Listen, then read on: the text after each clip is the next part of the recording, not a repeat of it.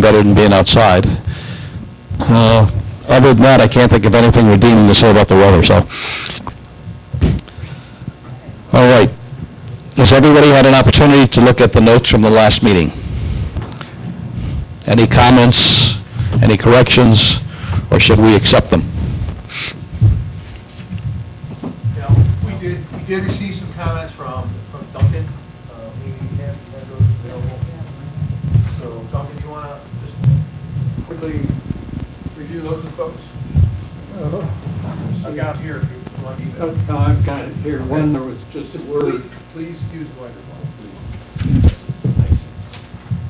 Should be Yeah, there was, on page 4 in the first paragraph at the end of it, you said, "We more input from more stakeholders." I think it should have read, "We need input from more stakeholders," or "need more input." And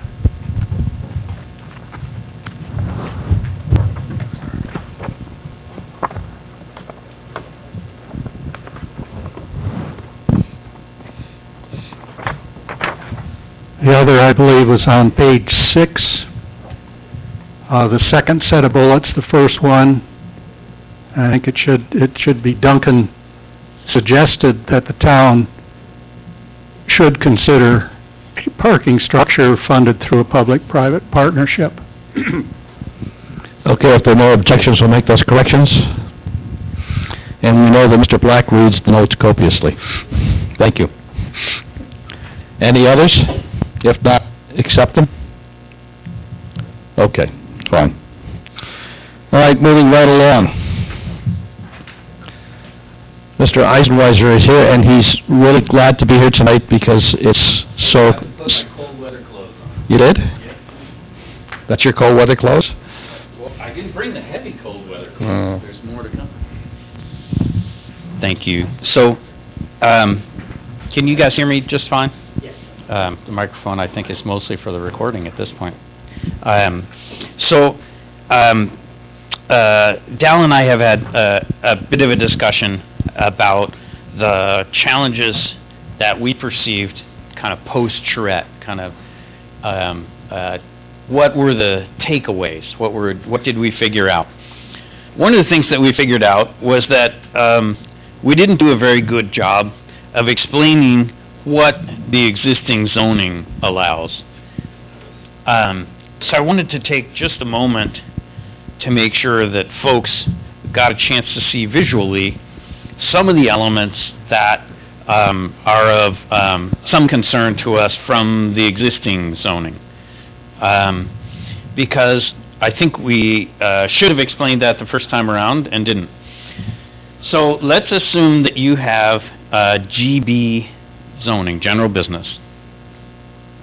General business zoning currently allows 65 feet of height, which is either 5 or 6 stories. It's 5 stories if you had done a tall retail floor, but if you do standard stories for office or residential, it would be 6 stories, or it could be 6 stories.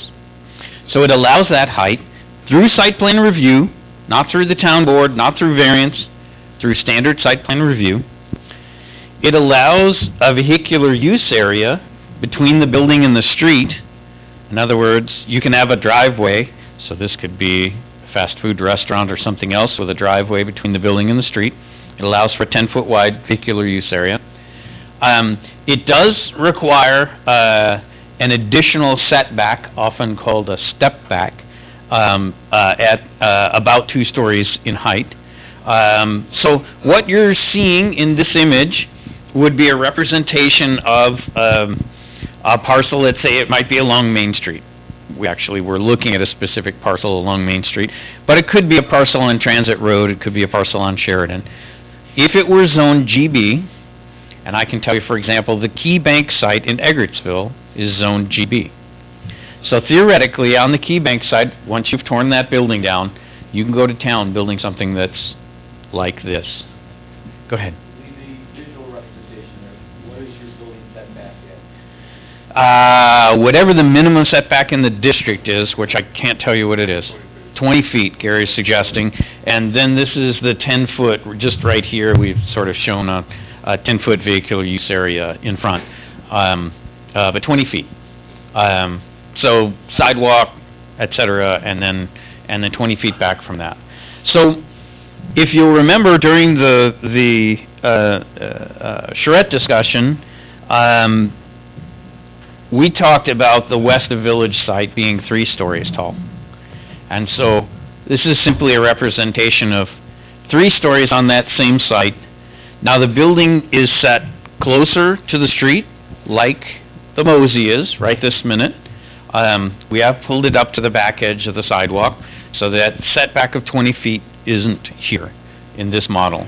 And here's the 2 models a little differently, so that you can kind of see down into the site as though we were flying over. So here you're seeing that 20 feet of setback, kind of pushing the buildings back a little bit from the street. So from the street, those buildings would seem fairly far away. The Mosey is at the back of sidewalk, so it's a fair distance closer to the street than this one is shown. The key about this is this building type could exist all the way around that site. So this is the example of the Tops Market site that's right here, right now. So if one were to be able to acquire each of the pieces of land in that area, the one major piece, and then the landscape site, and a few more little sites here, and the little houses here, you could develop a series of 5-story buildings throughout that site. This is a site that, for the most part, is untouched by the 3-to-1 bulk plane that comes up from the residential neighborhoods. Why is that? Because it doesn't have the right kind of zoning abutting it that triggers that bulk plane. So there is nothing to impact these buildings reaching back to the back of the property. Now, the back of this property happens to face a public park. It doesn't face any single-family houses. So this is what the zoning allows today. So if you were to be able to collect the land up, that's what you would see. Now, if you remember, we had proposed to keep the front portion of the site at 3 stories and only the very back portion at 5 stories. It was just a concept for building the charrette summary report, for being able to talk to people about if height is appropriate, how should it land, what should that street edge look like. We'd heard a lot. Again, I seem to be focusing heavily on the Mosey, but we could be focusing on the Hyatt. We heard a lot about building placement. So in the terms of the Mosey, people felt it was too tall at the street.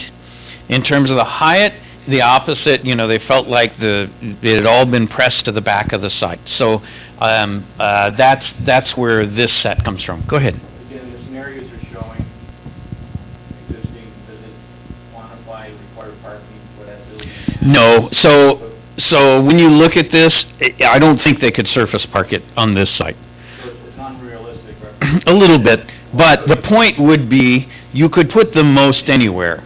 So you could end up with Tops back here, but with 3 5-story buildings at the front, and none of the intervening buildings. And then you could probably park it on all the rest of the space that's there. Structured parking would be allowed, so you could certainly bring that into play, and by the time you got to this number of 5-story buildings, it would likely be in play. There is just, you know, if you want to go digging back in it, there is one of the examples from Saratoga Springs in the precedent report. I don't really want to harp on it, but basically,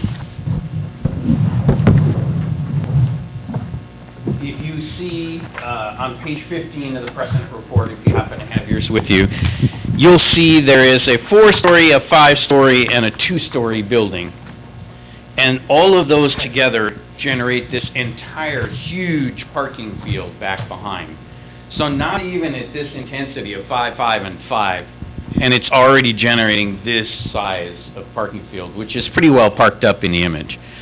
So the likelihood of really getting one of those, you know, like that surface parked is pretty slim.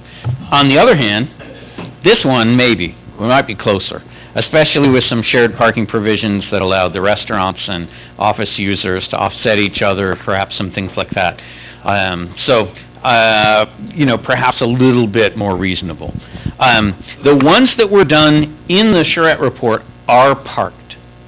So each of the ones shown here is actually parked. So just two more, actually it's three more images, but the streetscape. So as you're standing on the sidewalk, what might it seem like? So here's that 20-foot setback that we were just talking about. There's the possibility, not the obligation, but the possibility you could have a drive lane coming between the building and the street. So here's a version of that just without the drive lane, so you get some sense of what the public realm might look like without the drive lane. And then this is the version that we did, in which, again, we pulled the building a little closer to the street, but it's stopping at 3 stories. So I offer these up, and we'll post these as well. I offer these up only so that people can kind of understand a little bit about what the current zoning allows, because I think without this view here, without saying this is possible today with nobody's intervention, because the minute you go to site plan, if you meet all the rules, they've pretty much got to approve you. So today, this is what we would call a by right project. Lee, Yes, sir. is there a place in the Pilot Center report, a charrette report, to explain that and add a couple of illustrations like that? We could, and that's worth talking about. Yes, it could be added as an appendix to the charrette report, for sure. I think it's important to note, although it's by right, it doesn't necessarily mean that it's going to take that form, because right now, it's a minimum setback. Yes. Whereas what's being proposed is a maximum setback, so. But can we agree, that if the applicant brought this forward at this location, the planning board might suggest that he move it back on the site, but they could only suggest, because this does actually meet the regulation. In the end, after a open public discussion of it, they would be forced to back down if the applicant I don't know. wanted to move forward. I know as myself, I would prefer what was proposed, rather than pushing it back. Mhm. I wouldn't have the ability to actually Make them. shape that. Yes. Unless we now put some standards in the zoning law that allow us. Correct. Unless he's got to break the rules in some fashion, and he's in front of Gary, and Gary can actually make him do stuff. You have the authority to condition him in regard to whatever their issues are. So if he wants additional height, you could make him step it back. If you want, whatever his variance is, you have some ability to condition the Can the approval. code also suggest maximum setbacks? Of course. Yes. Absolutely. Because we could see this building in the tops location on that site. Right? The exact same building, 5 stories tall, as that image was drawn. If you jump into the charrette report, that image in the Pilot Center section is on page 33. So in the back of that image is the 5-story building in place of the tops, right? So we do have it pushed back here. Why? Because there's nothing behind it. There's a park back behind it. There's no neighbors back behind it. So there isn't any reason to be concerned about the height, so moving the height away from Main Street makes some sense. So you're just seeing a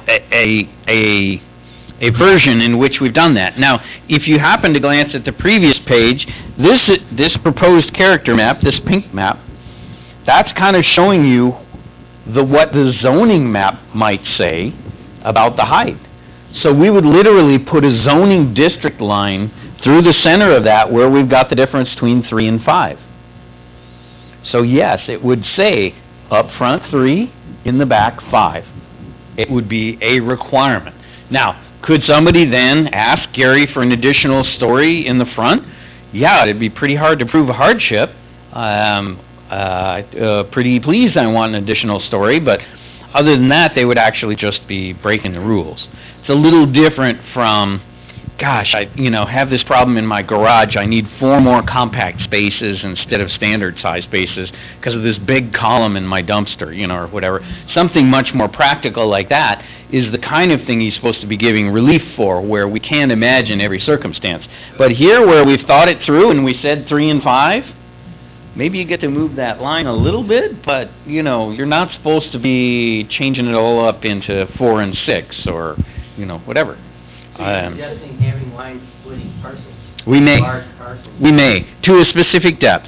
And I think on Main Street only is where this idea is appropriate. I think nobody has said anything, if you look at the drawings for Sheridan, for Transit Road, nobody suggested they have any, you know, any issues with bringing height closer up to those larger roads. But Main Street, because of the village environment immediately adjacent on either end, there is some concern about this. How many of you looked at have driven past the new office building coming up east of the village? It's up and out of the ground. So how are you feeling about that building's relationship to the street?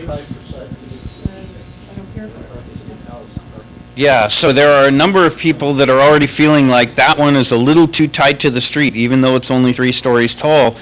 It's still, the sense of enclosure that's coming from that building, you know, is troubling to people. So I think as we work through some of these issues, that's the kind of thing that we're going to be talking about. So I wanted to...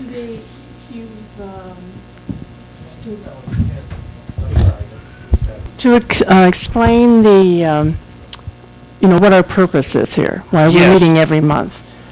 We have a zoning code, and then to present what a type of structure that could be built on the current zoning code. And then hopefully, we're trying to improve the zoning code. Yes. As far as height is concerned, to show the examples that when we're all said and done, that the height will be lower. Because height just made some inference to about height not being an issue in the town. I think it always In will be. certain places. Well, right. But in the mixed-use activity centers that we're dealing with. But so as long as we can share what exists now and what Mhm. it's going to be, Mhm. to make that more clear, I Mhm. think, to the residents. Mhm. Also, the height in the background, now, there's a Hampton Inn on Main Street. Yes. Now, that's around 4 stories. I think. 5, maybe? I actually drove by it today, I Did you- counted did you 4. count? Maybe it's 4. And it's, you know, set back. Yes. Now, no one seems to mention that, and I think because it is set back, so... I suspect we could talk to the neighbors behind, and there were a little concern. They would have an issue, but it, you know, from the front. Yes. But the 3-story across from Williamsville South, I think, Too close up to the It's too street, close, feels right. too intense. so... Somewhere in going between, right, there's a happy that medium. 2 to 3 stories, not right on top of the street. Mhm.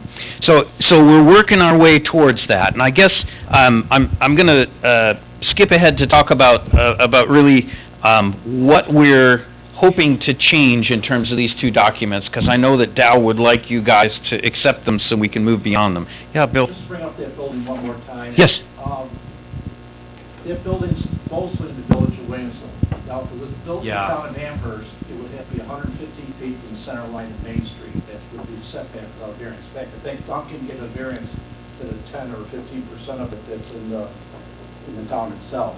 But that- Because yours is really the parking lot. You're right. You're right. I apologize, that's true. That is that's not just a mixed-use building, it's a mixed community building. It sits half in and half out of 2 years to start. the town. So yes, point well taken. But it's good because it exists, and we can look at it, we can talk about it, you know, it's going to be there. So, a couple of things. In debriefing with staff about the documents that are here, the Charette Summary Report, which is really primarily documentation of what went on during the Charette Week, and the Precedent Report, which is the provision of a series of examples that people can refer to in talking about real things, since we didn't necessarily have enough right here in Amherst to point to, nor in Buffalo for that matter, of new mixed-use development activity. What we have proposed to do, the Precedent Report needs an introduction that does a better job explaining why we prepared it, and so we're going to add an introduction to the very front. We also add a fascinating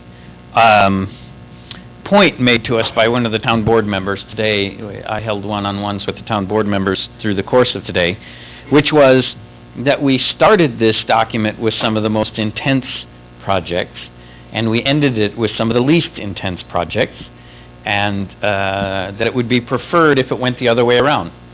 That if the lower intensity projects were shown first as precedents, leading to the higher intensity projects. I don't have any problem with doing that. I want to just simply show them all. So here they are.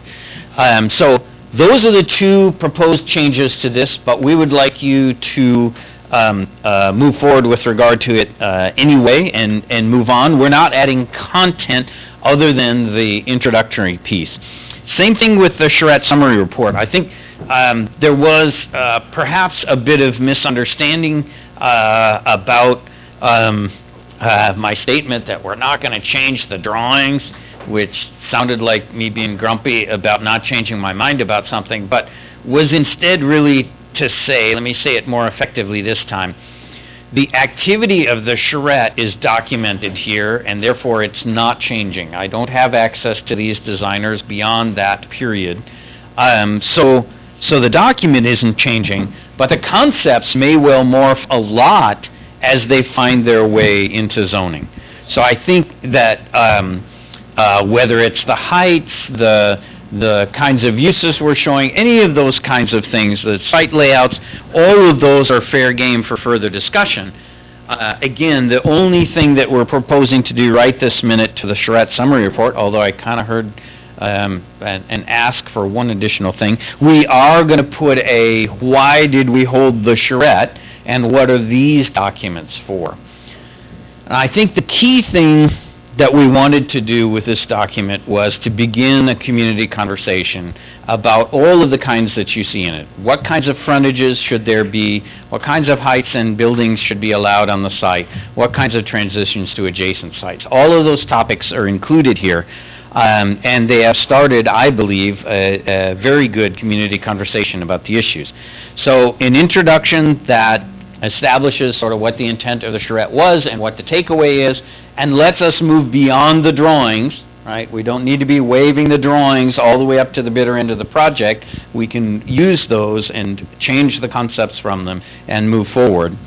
I did hear a suggestion that we include the modeling as an appendix to that, since we've sort of added that post-charrette, and I think that's fine and makes sense. We'll have to annotate it a little bit so people understand it, but we could do that and include that material so people would have a little better understanding of that issue. And with that, I'm going to give the microphone back to Dal for just a minute to talk with you guys about whether you're ready to accept those two documents and move on. Yes, sure. Maybe before we get that far, the introduction or the summary or whatever Yeah. you're going to add to the charrette report Yes. is it intended to, in the end, as a deliverable, stand on its own, or is everything going to be put together? What I'm looking for is what's the context of this report in the overall project? Yeah. Is that going to be added to this, or is this... This document stands alone. After this, the next documents start to become, these are both a deliverable under our contract with NYSERDA. So if they're going to stand alone, is there going to be enough context in that introduction so we understand that this is step 2 of a 4-step process that's leading to the... Yes, that is the hope, and that we'll also explain that step 2 does not necessarily set the answers for steps 3, 4, and 5. It just starts the conversation.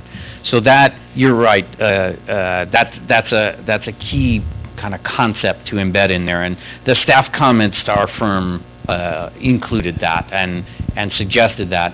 We talked about that briefly with the town board members today, and I think there is a consistent sense that the community needs to understand why these processes existed, why the documents existed, what we were hoping to get out of it all. So yes, we hope to do a decent job of explaining that. So, down. All right. In my discussion with Lee, one of the things that I find most interesting is we've got a process that's taken us to this point so we can understand what the public would like. The charrettes really had an opportunity for the public to be able to express to us what they liked and what they didn't like. Then we had an opportunity to look at it and discuss it, and we've done that at last month's meeting, and again, somewhat tonight. These two reports are really to fulfill contract obligations with NYSERDA. They're not binding. That don't mean we have to live by everything that's in here. They're going to change.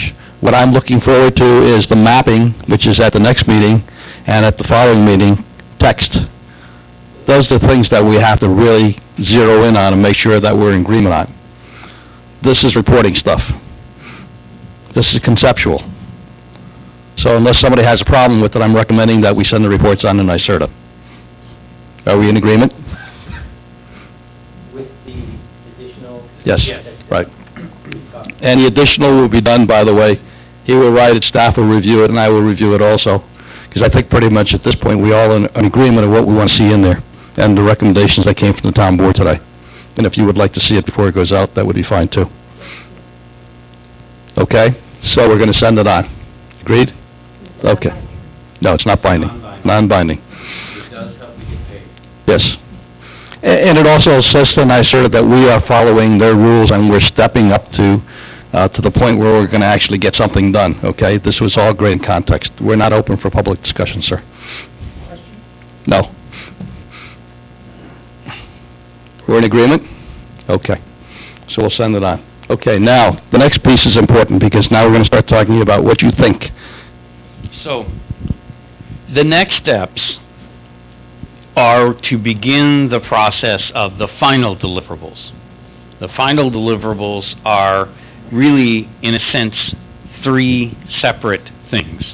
One, comprehensive plan amendment that tells us in the comprehensive plan what the character of all of the activity centers and commercial centers are so that we can more successfully match proposed zoning to those centers, right? So instead of a one color, one type of star map in the future, we have a more varied system that has more flavors in it based on the discussions we've been holding. It could well be we're going to start with the presumption that that typological system that we all kind of talked about, the notion of having shallow lots treated differently from deep lots, treated differently from the edge of Main Street, treated differently from, I don't remember what the last one was, there's a fifth one. But each of those typological areas theoretically having different zoning rules. So it's really headed towards that.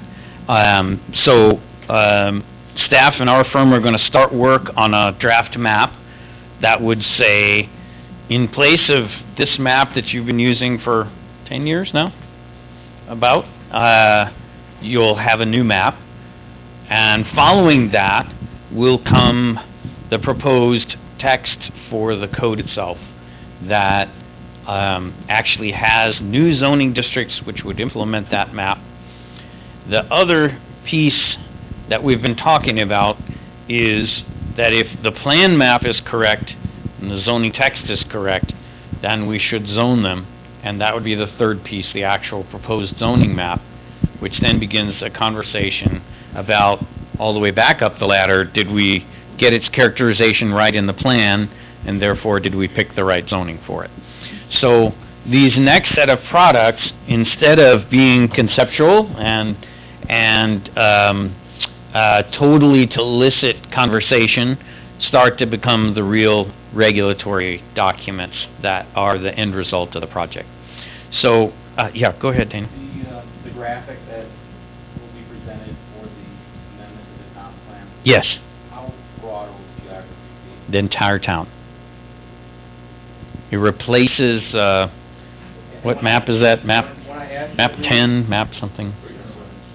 It replaces the generalized land use map. To the point where if someone wants to come in for a rezoning request in proximity to that generalized area, there'll be some discretion at staff level as to what that means as far as geography? And that's what I'm getting at. This is a point of conversation that we've not finished the discussion on. It is possible that that plan map will reflect current parcel boundaries, and if so, then if you were outside those parcel boundaries, you'd actually have to amend the plan map and then move on and amend your zoning. It is possible that included in that, in the end, it could be that the town board is not ready to sort of rezone or pre-zone all of the properties. Maybe there are some troublesome properties that people think really need to be dealt with individually. And so there may be some that in the end don't end up as part of the zoning map. So again, then the comp plan map will sort of tell you it's okay to talk about rezoning, but you're gonna have to come in and rezone. Yes, You talk about the entire town. yes.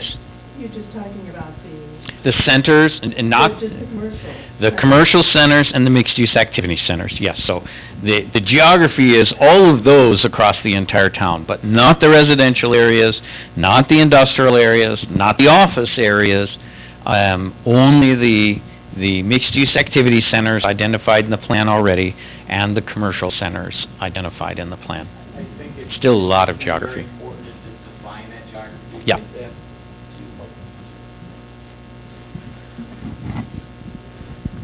My concern is if we don't adequately define the geography in the comp plan graphic, it's gonna get loose to the point where we no longer have the defined centers we're looking at based on existing features and the massing we wanna create. So I'm a little concerned about how we do that. And I just wanna express my concern for how we represent that graphic that's gonna be part of the comp plan. Yep. So, I'm gonna pull up the plan just real quickly so that we can have a look at that map.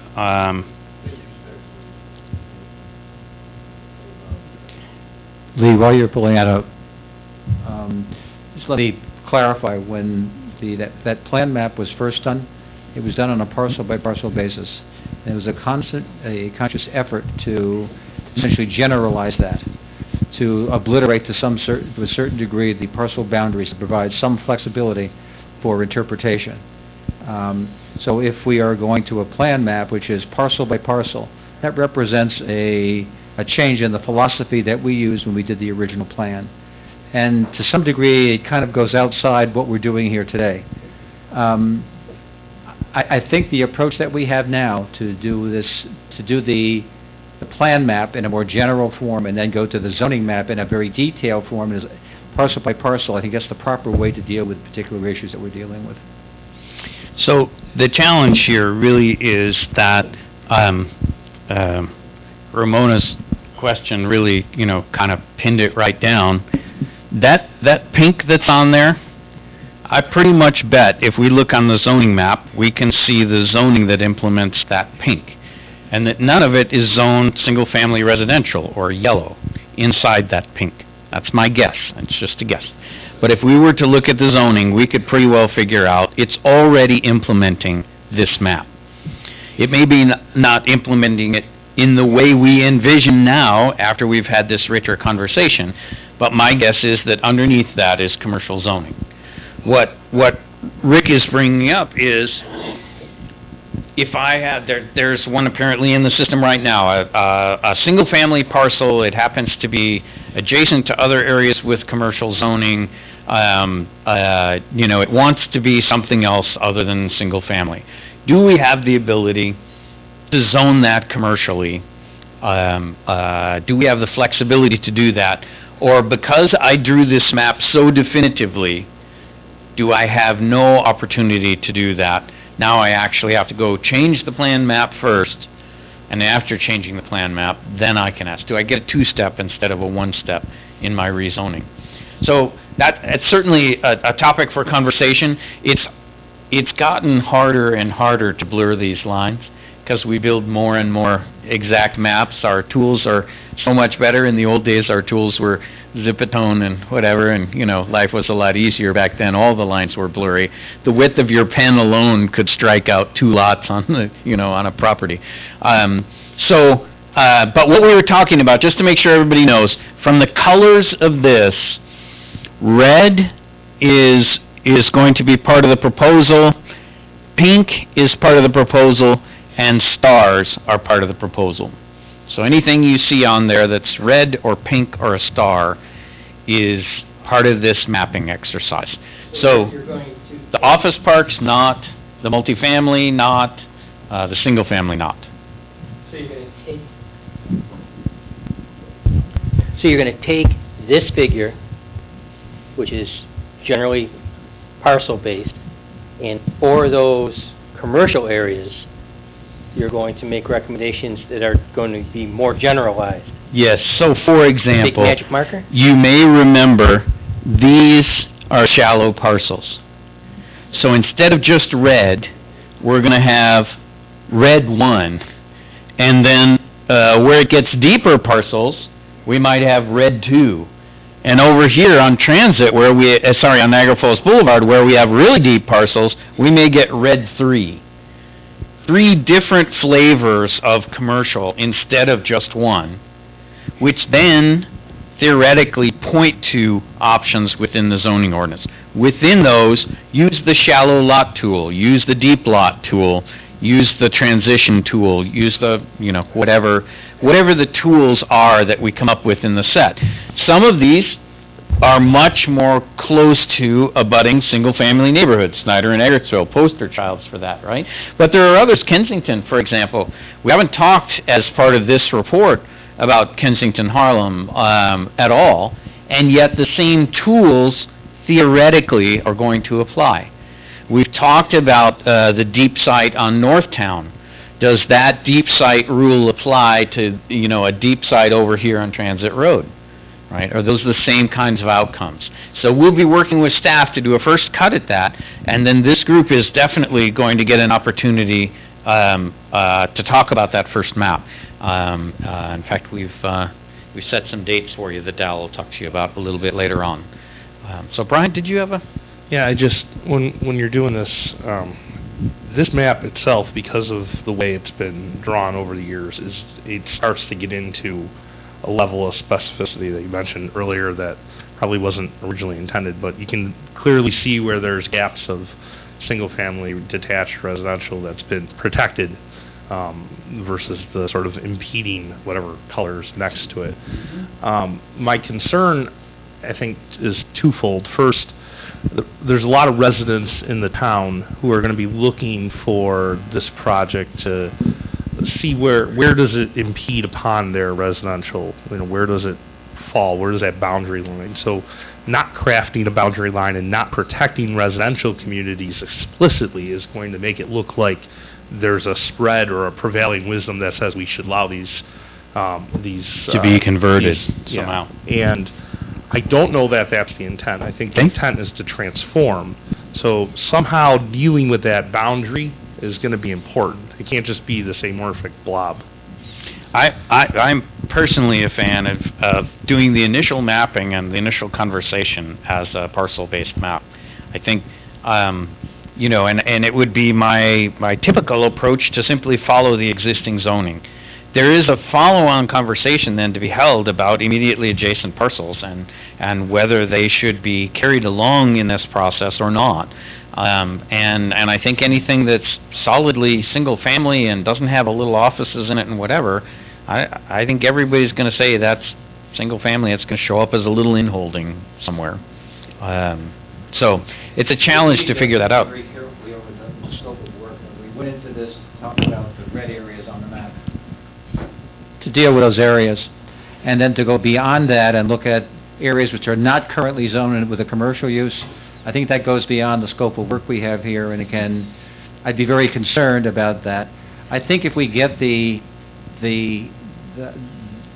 zones correct, and we get them down according to where they should be under the current pattern, we'll be way ahead of the game. Yes. We can then move forward at some point in the future, and then if the town board so desires, take a look at those areas adjacent or other areas, or they say, well, maybe these residential uses are no longer appropriate here, and we need to take another look at them. Yeah, but I would be very, very concerned about trying to do that at the same time we're trying to accomplish the goals we've set for our existing commercial areas. Understood. Thank you, Rick, for that. That would equally apply, as we've been talking internally, to the question of CF zoned land, to the question of this commercial office land.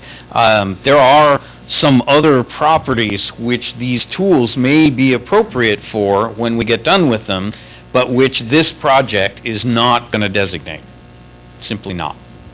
So, Lee, and one more thing, the other concern that I have is that when we started this process, the agreement was, I think the agreement was with the town board and hopefully with the residents of the town, that we're only going to look at the existing commercial areas. Going beyond that, to me, would be beyond what we told the residents of this town that we were going to do. So unfortunately, that means that the comprehensive plan isn't going to have a whole lot of guidance on that issue. We can talk about the transitions and talk about them being potentially appropriate and worth examining further, but that's probably as far as the plan amendment can go then in terms of anything that's adjacent to red. I think the way that you were, move it up, Mike, the way we, the way you originally conceptualized this is the proper way to do it. Let's focus on the areas that we said we were going to focus on. Take those red areas and those pink areas, and then apply the new geographies that we're talking about, the new zone types. Apply those to those areas, and I think if we do that and we do that effectively, we'll have reached our goal. Okay.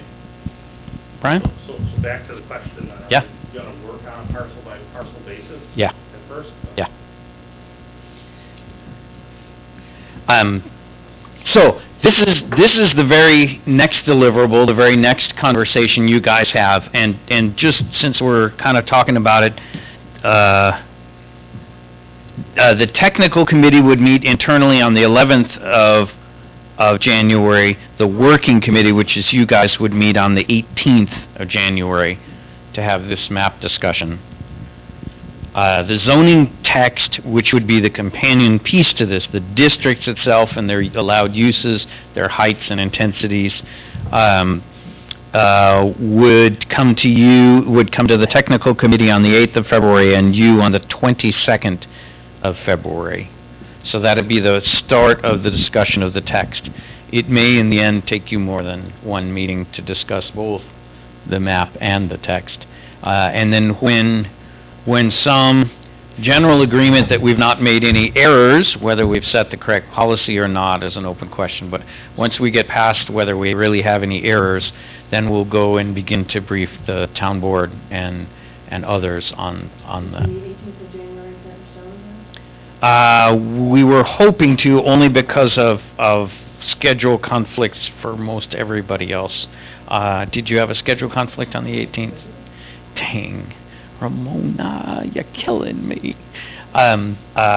So, yeah, Dan will talk to you about whether we can figure out something that works better. Is it just that day, or is it that week, or? The day, preferably earlier in the month, we can board meeting on the 17th. Okay.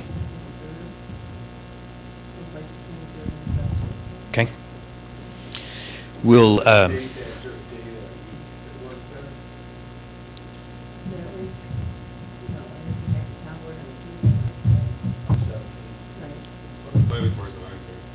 yeah, we were.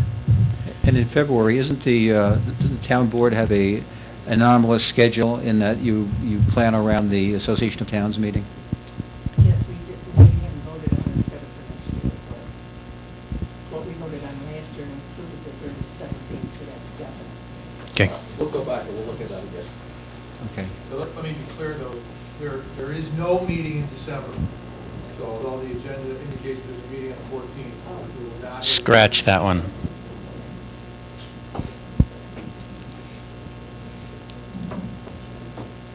Lee, I had another question. Yes. We've been talking about things like height and bulk and area. When do you anticipate getting into things like process? There's some new tools out there that provide new tools where we can improve the engagement with the residents of the town in making these decisions, particularly once the zones are in place. When will we begin to explore those tools and how we can incorporate them into the process that we use in the code? So I think typically we would bring, after the districts and uses module, if you will, of the draft text, which is the first piece you would see is, what are the basic building blocks that implement the plan. After that, theoretically, perhaps as early as the following month, you'd be looking at things like recommendations regarding landscaping, lighting, some of the other general development standards that would apply to all of the districts, and process. So those pieces would come as a, if you will, a second half of the code text. Is that when we begin to address issues like incorporating some form of, I don't like to use the term architectural control, but architectural guidelines? So, the initial districts and uses will have some controls for those elements. Anything that we would consider a standard, meaning a measurable, quantifiable thing, we'll try to include in with the districts themselves. So if we decide to try to manage materials, for example, or other elements of urban design associated with the buildings, those would be in the initial text draft. If we, in our discussions with staff in advance, decide on any kind of design review model, that would normally also rely on criteria or guidelines that are part of the design review process that kind of help you think about what your job is as the design reviewer and keep you kind of on the straight and narrow in regard to that task. Those would come with the procedure. At this point, we could see the procedure as being anything from, equivalent to your current site plan review, with perhaps no need for change to your site plan review process, all the way over the spectrum would run from that to staff-level design review is sometimes done, and then at the outside end of the option would be sort of external public design review. But it could be even that the site plan review process requires some improvements to process, like pre-application neighborhood meetings that would occur before you're even allowed to submit, other kinds of things that would engage the community in a conversation about the development. So we'll have a chance to talk about that a little internally, and then I think we'll draft our best example of that and of wherever we land on that, and offer that up as code language for you. Yes. Just a question about the entitlement process, and Yep. I wouldn't doubt that this isn't part of the scope, but in this day and age of using the cloud, I guess this is more of a question. Do you encounter any municipalities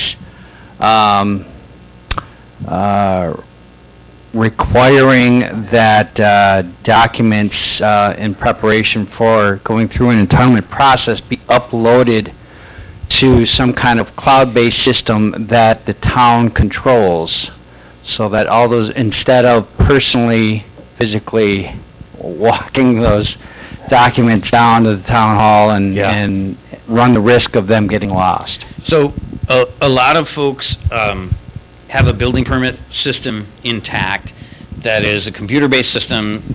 The applications go into the system. System then throws up onto the web whatever the public is appropriate for the public to see. Either it's just an application has been submitted for this property, or sometimes they can see the whole application packet. But then it shows you each step of the way who's signing off on it. Hey, Stormwater signed off on it on Tuesday. The fire chief looked at it, he signed it. You can actually watch the permit go through the process. So we've seen a number of systems like that. What I haven't seen that you seem to be hinting a little bit at is that sort of pre-application conversation part of the piece be a cloud-based approach.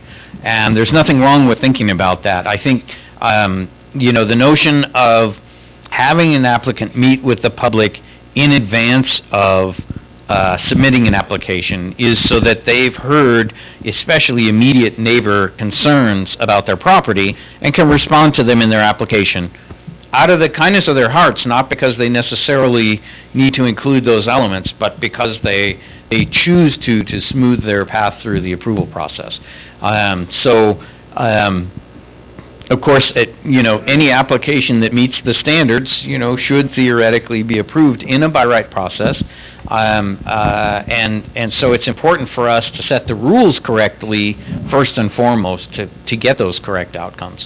So to pre-think about what the neighbors are concerned about, the height of fences, the stormwater that might approach their property, light and glare from parking lots, noise from immediately adjacent restaurants or outdoor entertainment areas. We should have thought of most of those issues and handling those in the code document itself, in a technical way, so that people can be comfortable that if outdoor dining establishment is coming, it's not going to be an intrusion on the neighborhood. But having the design of your building be something the community can look at and respond to is something that I would think many proactive developers would try to do anyway. And so maybe there is a way to think about having some discussions in advance of submission that allow for better design. And hopefully eliminate variances at the tail end. I think, one of the things that we are doing, Gary, just so that you know, is we have been talking with staff about the variances that are received by various projects, and we are going to try to build a system here that requires less variances. I'd like to put you out of business in regard to some of this stuff. There will still be some things that people will ask about, but it is the variance becomes the tool of the broken code is really what it comes down to, and we're not quite at that stage, but we're kind of close. So we need to catch ourselves before we really get there. Anyone with further questions about sort of the process and the pieces that you might be seeing next? Map is next, not the process. The map, because in a sense, the comp plan should precede the code. So while we are, admittedly, we're kind of in my shop doing them both at the same time, because I would suggest, as we've admitted before, we are better reverse engineers than we are engineers. So what we hope to do is think about what we think the right zones are to implement the various flavors across the community, and then talk with staff about applying those. If we don't have the right number of zones, we're going to have to, add or subtract. So that's kind of the intent, is that we're writing these two in tandem, the zones and the system that points to the zones, which is the map. Will we create a data file for each geography? Yes. So we can have that available to us as members? We can submit that as the document. We'll submit it in PDF as well for those who are not so digitally literate, but yes. And I would venture to say that you're looking at probably 2 meetings for mapping. I don't think you can get it done in one. And text you, that's definitely looking at 2 meetings. So what we talked about from a meeting standpoint is if nobody has an objection in January, technical will move up to the 4th, and the working committee will move to the 11th.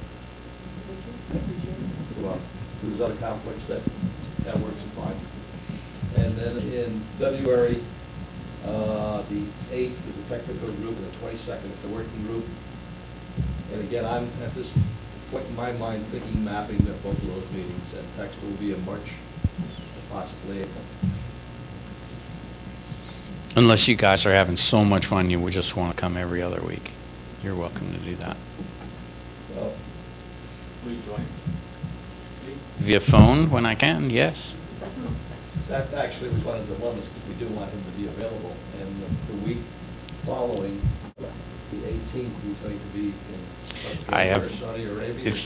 I have a Middle Eastern client who is demanding. Let's just leave it at that. So I will be 2 weeks each in the first couple of months of the year there. So. Okay. What's next? You can tackle. Any other discussion for Lee at this point? I'm glad we were able to work through the charrette and a precedent report, because if we didn't, we were going to have to meet in December, and very frankly, I don't think there are any of us who would like to meet in December if we could avoid it. It's a busy enough month the way it is between Christmas, Hanukkah, and Kwanzaa, and every other holiday that you can think of. So, yes, ma'am. We have You mentioned that you met with each of the town board members Yes. today. Is there some way you can summarize the comments from everyone? Sure. The key thing that we wanted to talk to the town board members about was the path forward. And I think we got some clear insight on a number of issues. One of the pieces of advice is that we really have to know, what can I do today? What are you saying I could do tomorrow? And so working on our, not just the material that is the actual code amendment and whatever else, but being able to explain to people what's happening to the comp plan map, what's happening to the code, so that they can understand it was 65 feet, now we're proposing 42 feet, or whatever, whatever those changes are. So I think that was one of the key pieces of the conversation. The other is, I think the other strongest insight from the day was really more about positioning the project and being able to say, what is this project about? I would have said, before speaking with the town board, I probably would have said, this is about right-sizing the zoning to different parts of the community. In fact, it goes really one step further, in the sense that we are talking about modifying existing zoning rights to make sure that zoning is more contextual and that it benefits the community. That's what this project is about, and we've not been doing a very good job of saying that. And therefore, the people who have come out to talk with us have been frustrated because they don't really understand that. And in fact, when they've seen the images, they think we're giving people more stuff than they're allowed today, when in fact, in many instances, we're proposing to give them less stuff than they are allowed today. So we'll be trying to do a better job, I think, of explaining that big picture of what the job is about, and asking the question a little bit. We need to get people beyond our 5 or 6 sites to thinking more broadly about the map of the entire community, because I do believe there was a lot of concurrence on a number of sites that we worked on. We didn't hear a whole lot of comment about Gettsville, a whole lot of comment about the transitions we talked about along shallow sites on Transit Road. It seems as though those were done correctly and adequately in people's minds. So let's get those, and let's talk about the remaining sites that are challenging and problematic, and finish out that discussion so we can finish out the code. I think there are right places for taller buildings in town, and we'll make a stab at where those go on the map, and we'll all have a conversation about it. In the end, we'll agree on something. Or if we don't agree, we'll agree to disagree and move it on to the town board at some point. But I think those would be kind of the main takeaways from today's discussion. A simpler way of understanding what the project is about, and then as we move forward, a simple description of what can I do today and what are you saying I could do tomorrow, so that I don't have to get all buried in the weeds of all of the zoning and all of the maps and all of that. I can have something much simpler on the face of things.